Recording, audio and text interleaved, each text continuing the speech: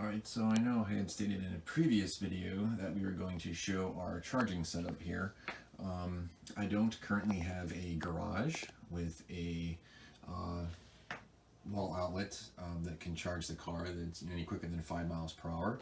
So we have a different setup here using our, just your standard 240 or whatever it is, 220 volt laundry outlet plug right here. We run it directly out here, out the window, with some air conditioner foam, and then it goes right out to the car out here. It's plugged in, scheduled to charge for overnight tonight.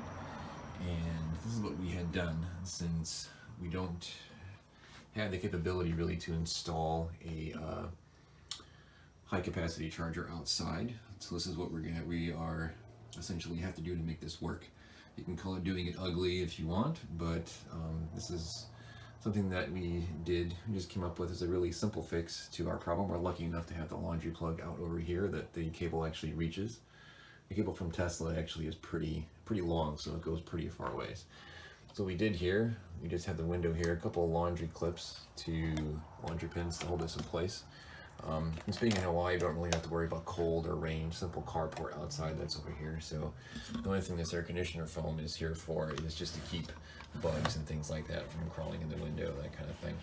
So this is what we have here. Simply just take the air conditioning foam out. Then we get another piece here under the cable itself so it doesn't rub on the windowsill. And then we just put this over the top, kind of wedge it against the top right over here, and then kind of butt it up against the side here, and then go ahead and close it. Just kind of get it right up against it, just to keep some of the cooler air out, I guess. And then we simply put a little pressure on it, and then clip the laundry clip there to the windowsill, and then another one right here, up on the top, and there we have it. It just keeps some of the bugs out overnight. So that's kind of what we had to do. Kind of doing it ugly, but you gotta do what you gotta do to get it to work.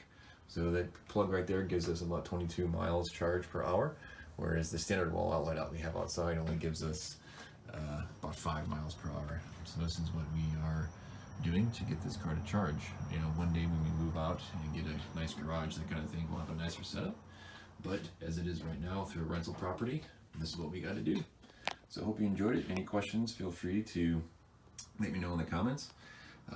Like, subscribe, all that kind of stuff. I'm sorry it's been a while since I had a video put up. Been kind of busy here, come up on the holidays and whatnot. But not everybody has an awesome setup, like an awesome garage with everything else. Just to show people that you can get this to work, even if you don't have the ideal setup, which we obviously do not. We actually didn't know if this cable was going to be long enough from Tesla. So what we did is I thought I was going to have to make like an extension cable to go from there out to the car. But this one actually does work with what we have it from. So it's actually kind of fortunate in that regard to make charging a little bit easier for you. So thanks again for stopping by, and we'll see you in the next one.